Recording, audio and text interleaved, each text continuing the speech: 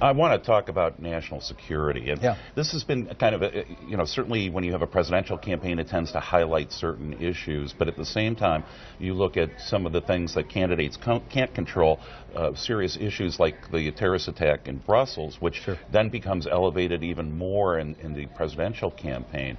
I'm curious about your views about, we've had this contretemps over immigration, Syrian refugees, and also what is NATO's role these days. I mean, and it should be more terrorist focused than as kind of a national unified or international unified military group.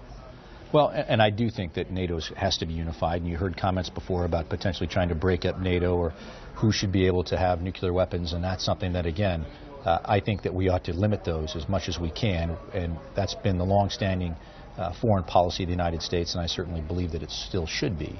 As we look at what's happening from a terrorist perspective, we in the United States Congress are trying to continually stay a step ahead. Just the night before what happened over in Europe on this most recent attack, the United States actually passed a bill to try to make it more difficult for foreign fighters to be able to enter our country. And so we realize that this is something that is coming to our shores. And as we look at immigration, I have been an outspoken advocate for immigration reform. But as we look at the Syrian refugees, for instance, I do think it is absolutely reasonable to hit the pause button to ensure that our national security agencies and our intelligence community has the resources necessary to ensure that those that are coming into our shores are not here to do harm to our country. And Jay Johnson, who is the Secretary of Homeland Security, said he couldn't make that determination. He couldn't make that certification right now. And I think that we have to be able to give him that ability to make those certifications. How much is the risk of terrorism in the United States today a result of ISIS or just what we call now domestic terrorism that we see? Well, listen, there's no question that ISIS, they're not on the run, they're on the march. And so they've been able to control a swath of land the size of Indiana for about 2 years. And they're using this as a recruiting tool. There's no question about that. And what I will tell you is that we're seeing this fight being taken to the United States. We are absolutely a target. And we look at the greatest state sponsor of terror the world has ever seen in Iran right now, and the United States has just given them $150 billion worth of sanctions relief. Those dollars are certainly going to find their way into the hands of Hezbollah and Hamas, into Assad and Syria, and to others that want to do the United States harm as well. And I think that will obviously be something that we're going to continually look at, something that's one of the reasons why I was against this misguided deal with Iran and still remain against that deal to this day.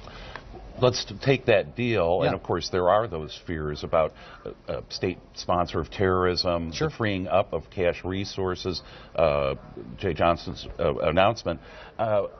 What further can you do or members of Congress do to try to put perhaps some clamps down on Iran? Well, let's take a look at what Iran's done since the supposed inking of the deal, and there's been no inking, there's no signed deal Right. on this. What they've done is they've actually tested ballistic missiles, which is a violation of the United Nations. So basically flaunting the rules. And so what they've done time and again is they've stepped over the bounds. We've emboldened them to make these decisions, and frankly, we can put in sanctions. We need to if we want to have the snapback provisions at all ever available to us. We need to re-up sanctions, and we need to have additional sanctions from the United States put in place for things like the missiles tests, which again are a threat not only to the United States, they're a threat to our greatest ally in the region, and that's Israel. Is it your view that the nuclear deal, in a sense, provided Iran with a legitimacy that didn't exist before? I do think it does provide them with the legitimacy, and we've emboldened the Iranians with this deal to start making the demands. And so we saw this with the visa waiver program. As we saw what was going on in Belgium after the Paris attacks, we wanted to, in the United States Congress, take a step to ensure that those that had traveled to Iran, that had traveled to Syria, to Iraq, or other places that were of concern, that they didn't have the ability just to come right into our country with their passport, but had to go to a consulate and actually justify why they were making that trip. Prove up why we're doing it. I'm not saying that you couldn't come to the U.S., but a very common sense step that would help protect the United States, help protect our communities, which again passed with broad bipartisan support. You saw the Iranians the next day said they thought that was a sanction, and Secretary Kerry tried to back off. Absolutely not. The United States Congress, those closest to the people, actually affirmatively took that step to make sure that Iran was included in that. So we're seeing Iran continually make steps emboldening their positions and taking on the U.S., which I think is dangerous.